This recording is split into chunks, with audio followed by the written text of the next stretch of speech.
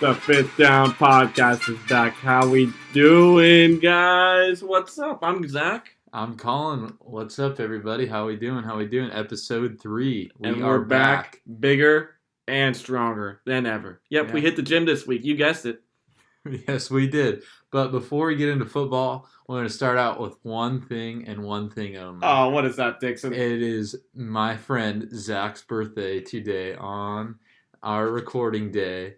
So I'm not going to sing happy birthday to him. Wait, no. You sing happy birthday to me. Real quick, please. No.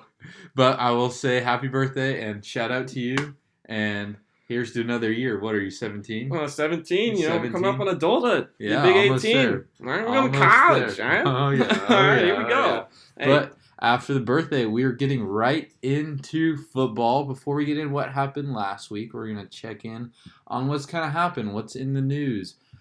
The biggest thing recently, which happened yesterday, Daniel Jones was announced to be the starter of the New York Giants. That means Eli Manning was benched. Oh, my goodness. I've been waiting for this, like I've been waiting for Christ to come back to earth, okay? We just I cannot wait to see it, okay?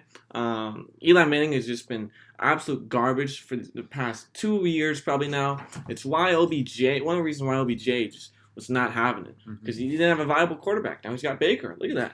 And, and these Giants receivers, including Evan Ingram and Shepard and Cody Lattimore, they were not having it with Eli Manning. And they're excited for Daniel Jones to come in. Obviously, he gets drafted number 6 overall, way in front of Haskins. People are going nuts and berserk. But he puts on a good performance in preseason, whereas Haskins, quite frankly, did it. Yeah. And so we're excited to see Daniel Jones. What do you think, Colin? Yes, we are. I think it's been time. As you mentioned, Eli Manning has not been good. I remember last weekend, he started off like 0 for 5, 0 for 6, and I look at my dad, I'm like, what the hell are the Giants doing? They need someone else, whether it's Daniel Jones or whether it's someone else. They just needed someone that was not Eli Manning. And now they're going with their future, and I guess their future is Daniel Jones, and honestly, I think it's good for them. They need something new. They need something different. They need something that can get them going and get them going in the right direction. Eli Manning was not getting them going in the right direction.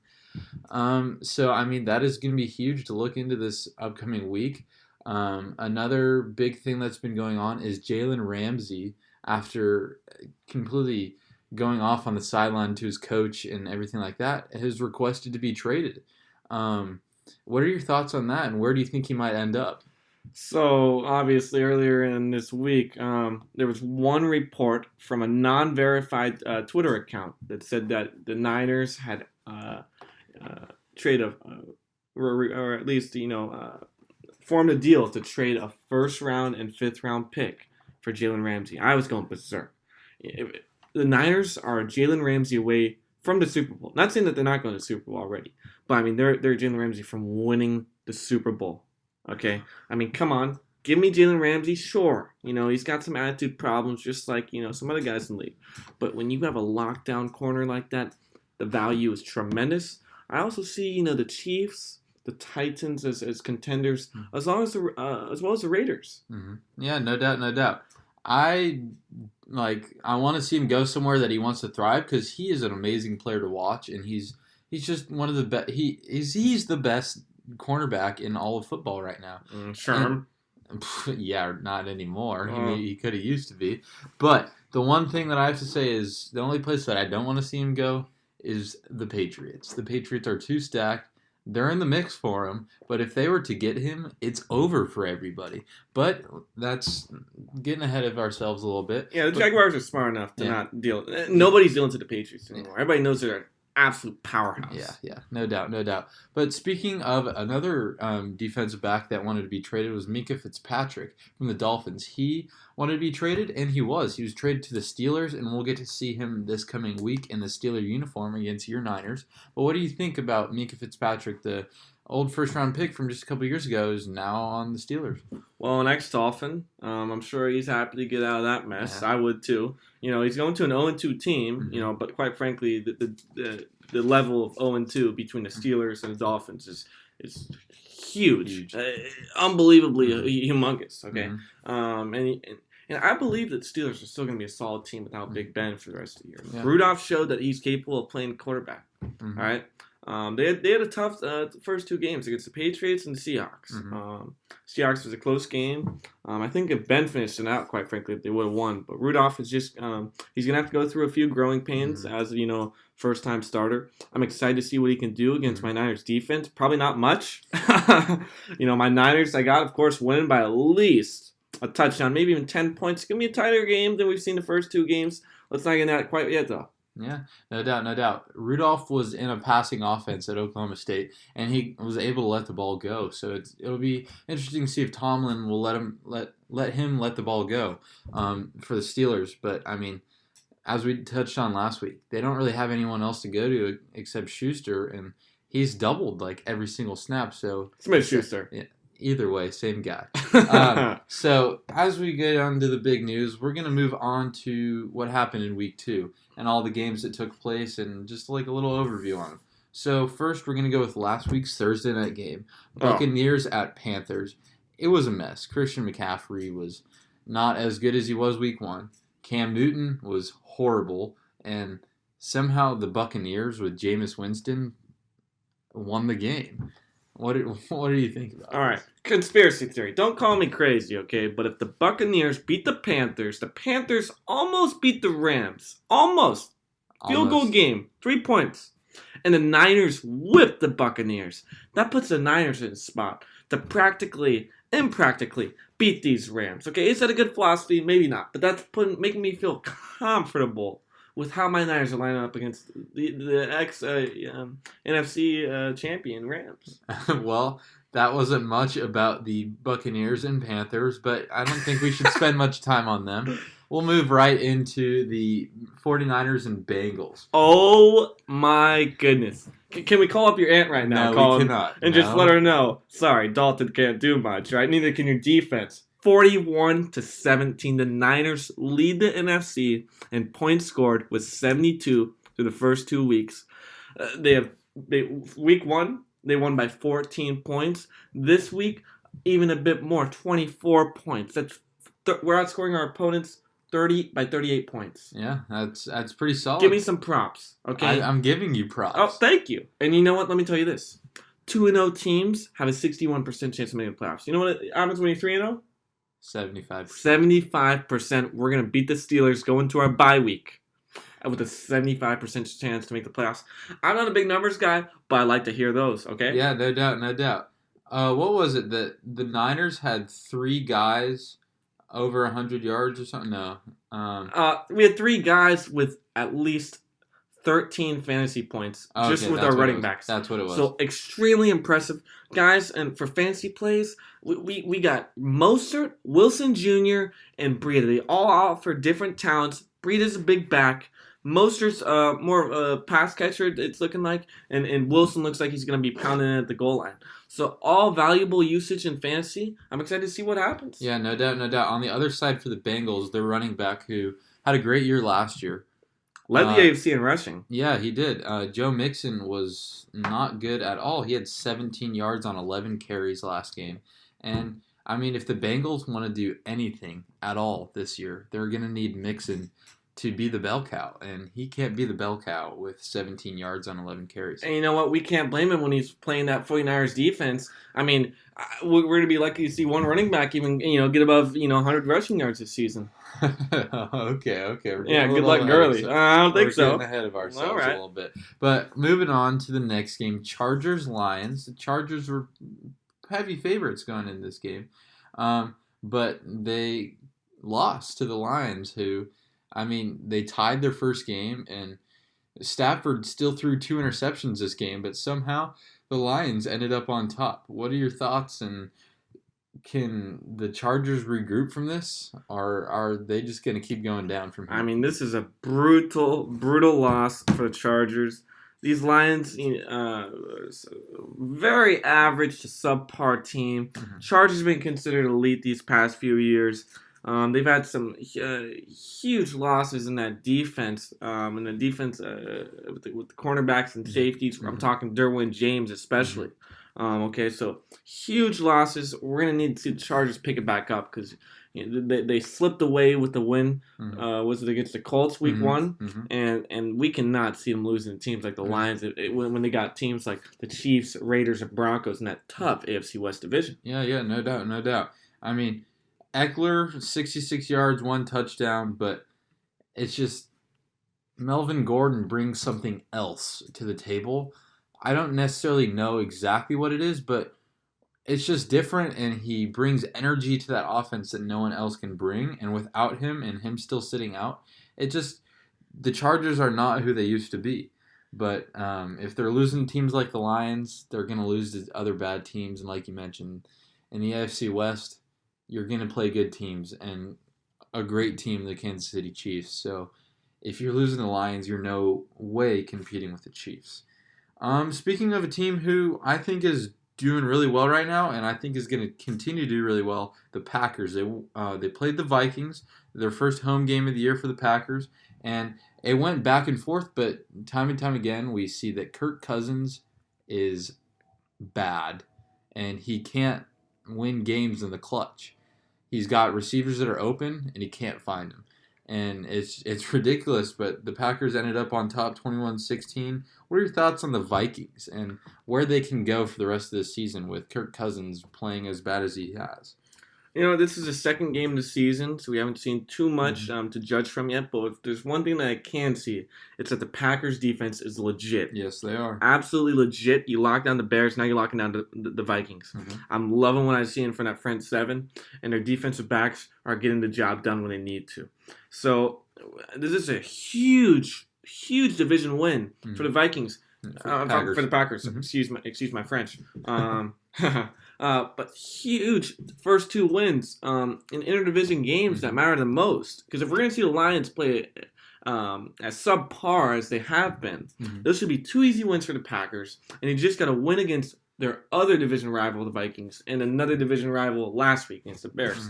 So loving what I'm seeing from the Packers. Vikings side, we need to see a lot more offense in the passing game. Dalvin Cook is getting it done on the ground. 20 attempts, 154 yards, punching it in for a score. Kirk Cousins, when you're not completing at least 50% of your passes, you're not going to be able to win games. I'm sorry, but that quarterback play needs to improve. And I believe he can do it. I believe in Kirk Cousins, especially with the two receivers that he's got in Diggs and Thielen. Yeah. There you go. Yeah, no doubt. But when you got guys like that, you should not be going 14 for 32. And he had 2 interceptions. It's not allowed. If you're getting paid as much as he's getting paid, and you have 2 of the best receivers in the league on your team, you got to get it done. Moving on, the Colts and Titans battled it out. The Colts pulled one out. They beat the Titans, who everyone kind of thought was going to be legit. It was 19-17. Jacoby Brissett finished with 3 touchdown passes. And, Tennessee still, no one really knows what they're going to look like for the rest of this year after beating the Browns, but then losing to the Colts in a tight game at home. Yeah, I said this last week. I said if you can beat my Browns, you can beat a lot of other teams in the league. And the Titans, I'm saying it's a week 1 fluke. I'm sorry. Maybe my Browns didn't come to prepare. They just handled the Jets as they should have on Monday Night Football. But I don't think the Titans are as legit as they showed in week 1, especially after seeing this game against a really average Colts team. So, quite frankly, I'm starting to lose a little hope in that Marcus Mariota possibility of MVP. Maybe get a bit out of myself. I see it. Yeah. Yep. No doubt. Moving on to a game that the Patriots were 18-point favorites. They covered that with ease. They won 43-0. They went down to Miami, where they tend to struggle, and they dominated. Antonio Brown made his Patriots debut, and he had a touchdown and 56 yards to lead the team. But Sonny Michel, 83 yards, 1 touchdown, and Tom Brady had 264 yards for 2 touchdowns. The Patriots, they look good, as usual, but the Miami Dolphins are horrible. They are horrendous. if there's one of your, little hot takes that we did in the first episode of the Dolphins going 0-16, that may be the one I see happening the most, quite frankly. I did not see this horrific crapshoot from the Dolphins week in and week out. The Patriots defense just shut them out 43-0. Mm-hmm. I mean, my goodness. I mean, even when they started to let off, the Dolphins still couldn't do anything. Well, we saw Rosen. We saw Fitzpatrick. Nothing could get going. Drake can't get it going. Mm-hmm. The receivers can't get it going. We'll be lucky to see Preston Williams get some garbage time, receiving yards. So it's just ugly, utterly disappointing. I understand the Patriots are a high-quality team, but we have to see a sense of urgency right now in Week 3 from the Dolphins, or else they're just going to be a punching bag for every team who marks off as a win in their schedule when they see the Miami Dolphins. Yeah, no doubt. And I think that it's going to be tough for them to ever get it going. I mean, they got the Cowboys this week, but we'll get into that a little bit later. Sticking in that division with the Cowboys, the Giants had their first home game of the year, and they played against the Buffalo Bills, who played their second game straight at the MetLife Stadium and came out with another W. They won 28-14. Josh Allen had another good game, throwing touchdown and a running touchdown for Rocket Arm and Rocket Legs, as I like to call him. Mm-hmm. But, the Bills look somewhat legit, but they played the two teams from New York who are not very legit. But as we touched on, Eli Manning is no longer going to be the starting quarterback for the Giants. Thank goodness. Yeah, thank goodness. And Saquon Barkley, I mean, he's pretty much the only bright spot of the team. 107 yards and 1 touchdown. And honestly, Eli's got to throw him the ball more, but he can't get him the ball. And I think bringing in Daniel Jones might help him out a little bit. But, I mean, the Giants suck. You know what? We talk about 2-0 teams so far. Mm-hmm. We've seen the NFL Network guys come on and say the Bills and the Niners are the least legit 2-0 teams. And you know what? I love what I'm seeing from both of them, okay? Yes, I understand they beat pretty average to subpar to crappy teams in their first 2 games. But they're also really putting good pieces together to put themselves in line for success. Yeah. We're seeing it with Josh Allen. We're seeing it in the run game with that tandem that they have with Yeldon, Gore, and Singletary. Obviously all are not even close to being, superb or elite backs. But when you put them together, it's almost what we see with the Niners. Just a great tandem. We see John Brown and Cole Beasley stretching the field. Yeah. It's what I like to see from an offense. And that Bills defense, you start talking about Tremaine Edmonds, Poyer. Yeah, Poyer, Oregon State guy. Tre'Davious White. Yep. And we're seeing pieces that are being put together to put this team in line for success. I love what I see. The New York Giants, I'm so excited to watch Daniel Jones come in to Week 3. That should reflect my pick. I'm calling it right now. I'm taking the Giants. I don't even know who they're playing. But I see Daniel Jones lighting a fire in this team and really putting on a show for New York Giants fans. Yeah. What they've been waiting to see. Finally, the termination of Eli Manning. Yeah, definitely. We'll get into that a little bit later. A little sneak peek from Zach, but I kind of agree with you. But we will move on from that, and we'll move into the Seahawks-Steelers game that we touched on a little bit before. The Seahawks went into Pittsburgh, and they, I wouldn't say dominated, but Russell Wilson had 300 yards and 3 touchdowns. If he can do that every game, the Seahawks should be in the right spot to win almost every game if he can do that. But the game was a little too close for comfort, I guess, to me. But, the Steelers lost Big Ben, as we touched on, Mason Rudolph taking over. James Conner, he's injured too. He only had 11 carries for 33 yards. He did have 1 touchdown, though.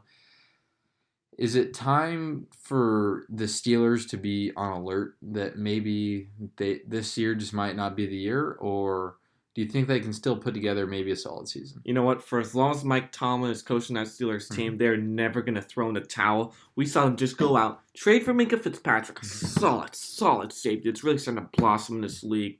Like I said, beautiful that he's now out of Miami. Now has a chance to actually, show off his talent with a solid defense. And you know what? I'm going to watch the Steelers this week put on a hard-fought battle for my Niners.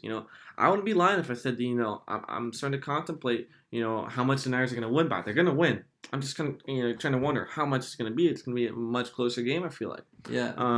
In terms of Mason Rudolph coming in, like I said, very excited to see him. Mm-hmm. James Conner's got to get healthy. Something's off with him. He's got a superb O-line, and when you get 11 carries and 33 yards, averaging 3 yards per carry, I don't like to see that. Yeah, no doubt. We're going to keep moving. We're going to move a little bit quickly as we go through a couple of these games.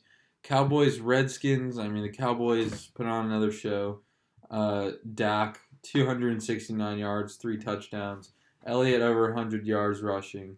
The Cowboys look good. They look like a top team in the NFC, and, they're going to keep rolling. Adrian Peterson added another touchdown to his career, but, the Cowboys are too much for the Redskins. Quick thoughts on that one? Not too much. Just we're watching the Cowboys roll. Yeah. We have solid linebacking core. Sean Lee, Lane Vander Esch, Jalen Smith line down that defense. Mm-hmm. And we're watching Dak, Zeke, Amari, and that great offensive line come to fruition. Don't even forget Michael Gallup. Okay? Yeah, no worries. Now moving on to another quick game. Cardinals, Ravens. Kyler Murray played a little bit better, but Lamar Jackson continues to impress. 24 for 37, 272 yards, 2 touchdowns, and 120 yards on the ground. Man, it looks like he's an MVP candidate. I get we're only 2 weeks into the season, but damn, Lamar Jackson looks good. Hot take, sell Lamar Jackson. There's this old saying in fantasy football, buy low, sell high. Sell him if you have him. I'm going to try to be doing it right now. He had 2 nice and easy matchups, week 1 and 2. I get it. He's probably going to have a pretty solid fantasy season. But I feel like you're just going to be able to get so much more if you have a solid backup. Like, I don't know, Jimmy Garoppolo. I just feel like you can improve other areas of your team if you sell Lamar Jackson high. Just a little fantasy football tip. Other than that, I love what I'm seeing from Lamar. You want Lamar of this, my fantasy team name? Brutal game for the Cardinals. They really stuck in that game. I'm surprised by what the Cardinals are doing. Yeah. They're playing good football, and they're staying in games. Yeah, David Johnson only had 14 yards. Kyler Murray did it with his arm. 349 yards in the air. That's pretty solid out of the rookie quarterback, but still no W's on the board for the Cardinals. Moving into the Jaguars and Texans, rookie quarterback Gardner Minshew made his first start. He led the Jaguars all the way down the field, and they went for 2, try to win the game, and they just couldn't get it. The Texans come out with a scary W, but I guess a W is a W in the NFL. But Deshaun Watson continues to be pummeled, and it's hard to watch, man. I'm going to be saying this for every episode. Texans, go fix your offensive line. This quarterback is a generational talent, and if you don't fix your offensive line soon, he's going to start having long-term effects on his body. He cannot go down 5 times a game. Come on, you got to minimize that. Jaguars, Gardner Minshew, Baker Mayfield Jr., I love you, man. I love the outfits. I believe in him. I really do. Yeah. I think that he doesn't have many pieces around him, quite frankly, a receiver and tight end. I think he's been dealt a pretty bad hand so far. But DJ Chark has been a bright spot in that offense. Yeah. So if him and DJ Chark keep connecting, Fournette keeps having some solid running on the ground, we should be able to see this offense at least keep this Jaguars in the game. We know what the defense can do. It's just a question of the offense. Yeah. And if Jalen Ramsey does the part, it's going to be a huge blow to this defense, especially with A.J. Boye out right now. Yeah, no doubt. Moving from an offense who doesn't have a lot of weapons to moving to an offense that has a lot of weapons. But one of their main weapons was out. It was the Chiefs versus the Raiders. The Raiders got off to a 10-0 start right away. But in the second quarter, Patrick Mahomes came to play and threw 4 touchdown passes just in the second quarter, and the Chiefs ended up winning 28-10. Mahomes, 443 yards, 4 touchdowns. He's unbelievable, man. Listen, there's not much to say in this game. Mahomes is, like I said, just like Deshaun Watson, generational talent. We're going to see it, especially against a very, very average, subpar Raiders defense. I get it. The Raiders came out in an early lead, 10-0, but you got to trust the Chiefs are always going to be pulling through in games like this when they're playing the Raiders, especially. Mm-hmm. So not much to say other than that Patrick Mahomes is just unreal. Yeah, no doubt, no doubt. Moving on to a game that had a very fun finish, but was kind of brutal to watch any other time of the game. The Bears and the Broncos. When you have a touchdown that was at the end of the game where the Broncos went for 2 and then had a penalty, then went to kick the field goal, but then the Bears were offsides, so then they went for 2 again and got it and took the lead. It was 14-13. The Bears had like 30 or so seconds left to go win the game, and they did. They found a kicker. The Bears have a kicker. Eddie Pinheiro, baby, 53-yarder. Honestly, I think this is the best way that Bears fans wanted to see this game in. To see, a kicker with not a lot of experience. They've had troubles at kicker all preseason, all offseason. They tried to steal my boy Robbie Gould. Niners franchise him, end up signing a 4-year deal. We're not going to let you take our kicker. Best in the league, by the way. Anyways, back to Pinheiro. It's got to be a nervous situation, and Chicago fans really going to see what this guy's all about. Mm-hmm. And when he got put in the bright lights, he did it. Performed. Yeah. And you know what? I feel bad for the Broncos because they were ballsy. Mm-hmm. They went for 2, and they got it. They thought they won the game 14-13, 30 seconds left. Bears make a final push, just bulldoze through that Broncos defense. And it was sad, but you know what? You gotta like to see it. Yeah, no doubt, no doubt. Moving on to the game that I cared about most and was looked at as probably the best game of the week. It didn't end up being the best game of the week. A little disappointing. Drew Brees got hurt, and then after that point, the New Orleans offense and defense kind of fell apart. The Rams ended up winning 27-9. I mean, it was disappointing. Everyone was looking forward to a big game and a huge game, but after Brees went out and New Orleans looked like they couldn't do anything, it was kind of not fun to watch for anybody besides Rams fans. I had a great time watching. Cooper Kupp finally getting into his stride, doing well. But, I mean, I know you have your thoughts, but let the other people hear what you think. You done? I am done. Oh, thank God. The Rams got so lucky, guys. Let me tell you, if Drew Brees doesn't go down, the Saints are winning that game. When your quarterback goes down, I know this firsthand. I saw it happen to my Niners last year. It takes the life not only out of the offense, physically, but mentally out of the defense. And we saw just a mental and physical collapse on both sides of the ball for the Saints. The Rams got so lucky, it's unbelievable. They seem to always catch all these breaks. There was even another call. I can't recall it, funny enough, but that just was brutally against the Saints. Can you call it? Yes, I do. I know exactly what you're saying. Yeah, detail it. It was a fumble by Jared Goff, and they blew it dead. Oh my goodness, and they would have returned it for a touchdown, and they blew it dead. What are the refs blowing it dead for? Why not just let the play out, then we analyze the play? Yeah, it's common sense, and we've seen it time and time again. The referees in the NFL are rigging the game for the Rams to win. You guess what? You can't rig the game when they play my Niners. The Niners are going to blow out the Rams. It's going to be unbelievable and beautiful. Okay. That's getting a little ahead of ourselves. That's in a couple weeks. But Week as 6 as I told you, if the game was closer...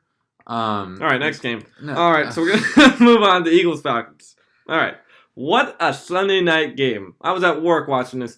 The whole place was just going crazy watching this game go, back and forth. We thought Wentz finally made the comeback in the fourth quarter just to go watch the Falcons go march down the field with Julio Jones. Huge touchdown. Nelson Aguilar having a pretty solid game. But when it counted most, a ball goes right through his hands. What a horrible feeling. You feel bad for the guy.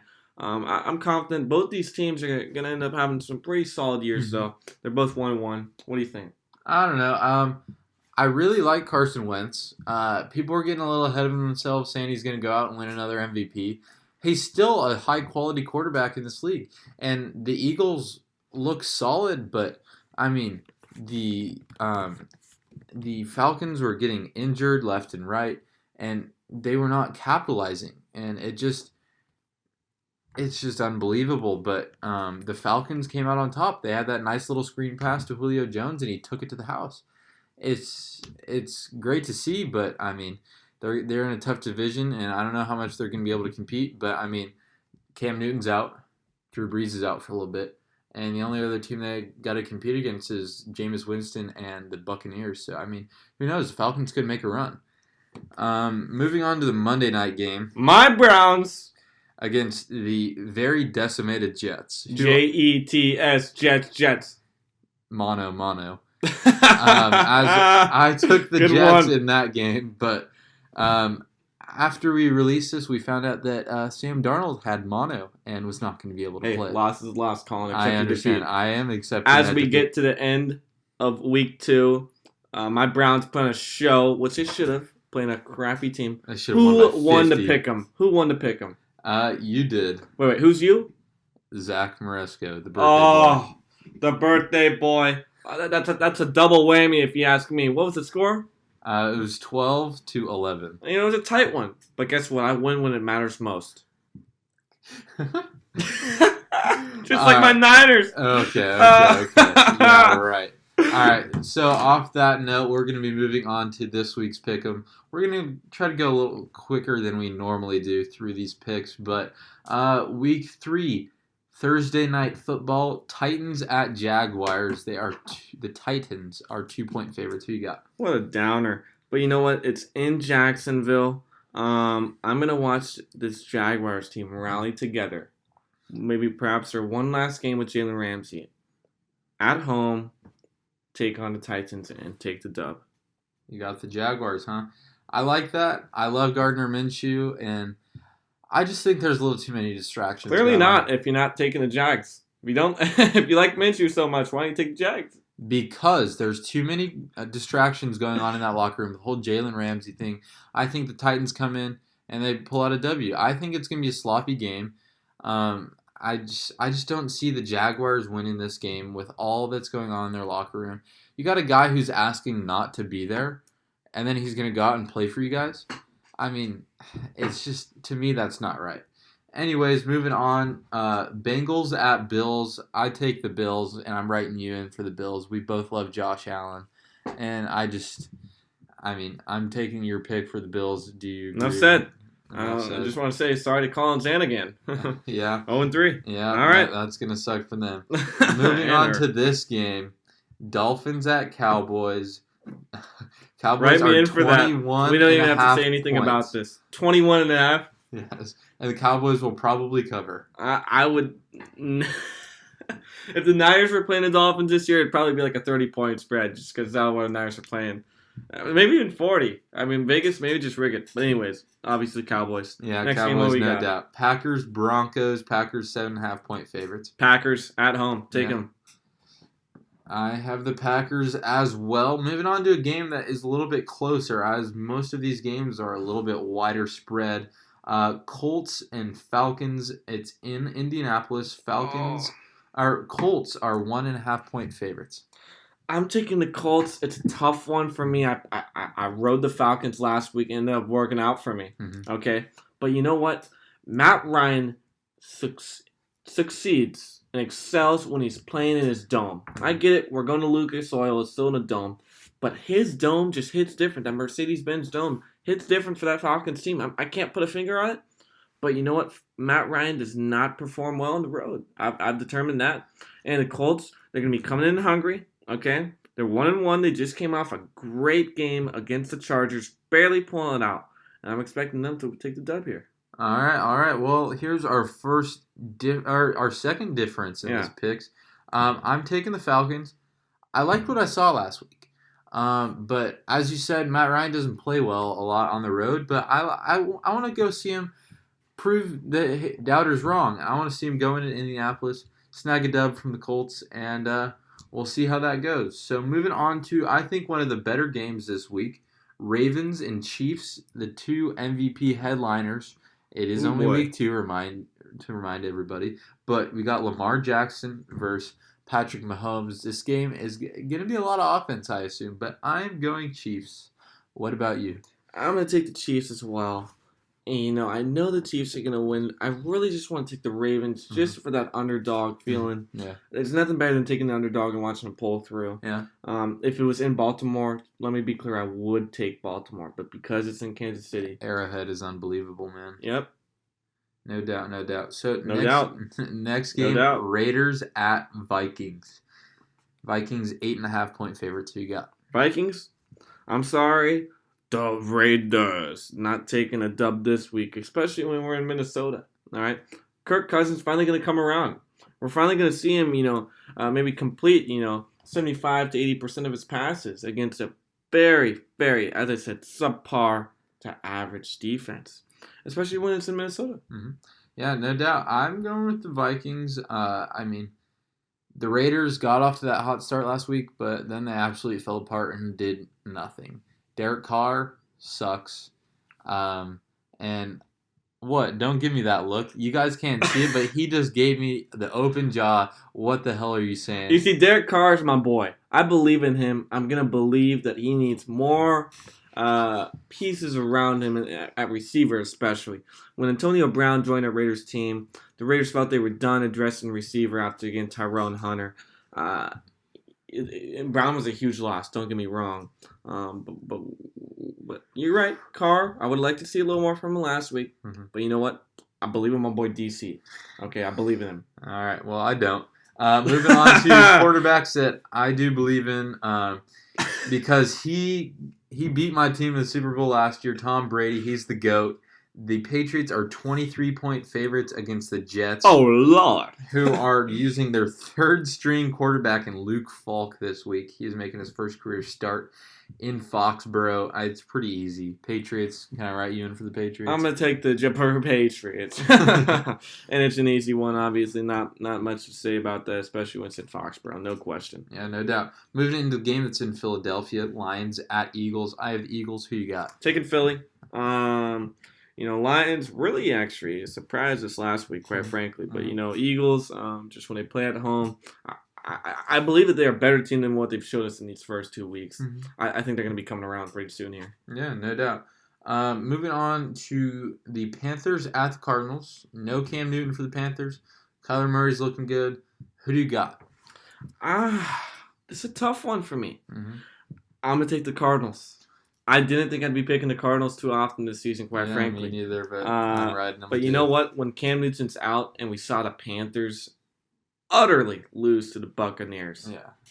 Utterly. Mm-hmm. I'm taking the Cards. And they're going to get their first win. It's going to be exciting for that franchise. Yeah, no doubt. The Cardinals will finish this game, and they'll be 1-1-1 after this Snake Eyes. Yep. Right? Yeah. All right. Yes, it is. So we both got the Cardinals. And moving on to the next game, we both have the same team because we touched on it earlier. Giants at Buccaneers. The Buccaneers are 6.5-point favorites. But Daniel Jones We're riding with the underdog. We're riding with the underdog. DJ, baby. We're both going Giants. All right. Yep. Blue Crew, baby. Next game, Texans at Chargers. Chargers are 3.5-point favorites. Who you got? It's a real tough one for me. Real tough. This is probably the toughest pick for me of the week right here. I'm going to go with the Chargers. And I really don't want to because I love Deshaun. They're going into LA, though, to go play him. Chargers are going to be pissed off after that gruesome loss last week.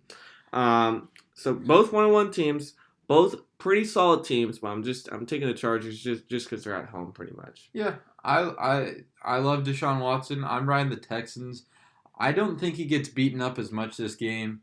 Bosa? Ingram? Yeah, I know, but I just have a feeling that he... Hot take, they combined for 4 sacks this week. Just Bosa and Ingram. Okay, well, that's what you believe, but I just have a feeling the Texans, they're going to protect him a little bit this week. Well, that's a cold take.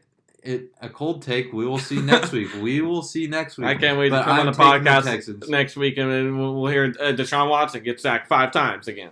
Here we go again. Okay, we will see. Okay. Moving on to the next game. Here we go. We're not going to talk about Steelers at the 49ers. You guys Niners' know. First home game of the season. Are you kidding me? 2-0. They come out, take care of business early in the year, and here we go. their first legitimate test of the season, the Pittsburgh Steelers. Without Ben, but guess what? I believe in Rudolph. I really do. As much as I don't want to, I believe he can get the job done with the pieces that he has around him. I'm obviously taking the Niners.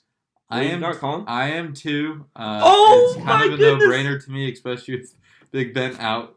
3-0. What does that mean? That means that they have a 75% chance. But I'm not a big numbers guy, but I like my odds. Season, okay, so we're not going to give them too much hype. All right, moving on to the next game. Saints Seahawks. This was going to be a great game, but Drew Brees is out. Seahawks win easy. I'm going to take the Seahawks as well, and this is so unfair for my Niners because look, the Seahawks and the Rams get to go play the Saints, go after them without Drew Brees, and my Niners in like week 12 have now got to go take on the Saints with Drew Brees. A bit unfair, but guess what? The Niners, you know what? They find a way to get it done when they need to. And we're going to watch them take on the Saints week 12 and take them out. Somehow every game comes back to the 49ers. Hey, you know, it's unbelievable. They're just involved around the league, I guess. Okay. All right. Or they're just involved too much in your life. But we're moving on to the Sunday night game. My Rams versus your Browns. Oh, baby. What do you got to say? I'm pretty sure everybody knows who I'm taking. The Rams are going to roll into Cleveland and snag a huge dub against the Browns. My Browns, they got their week 1 fluke out the way. Here we go, baby. Baker, OBJ, Jarvis, Chubb. Turn on the light switch. Here we go. They're coming to their hometown in Cleveland, putting on a show for their fans who have been waiting to see this team finally come alive, make their playoff run, and they're about to take out the defending NFC champion. It's going to be a beautiful game. Brown's going to come out the dub. Okay, well, we're going to have to see, but I'm putting the cold take on you for that one. Oh, please. Please. We get a cold take each episode now? If I could, I'd say all your takes are cold.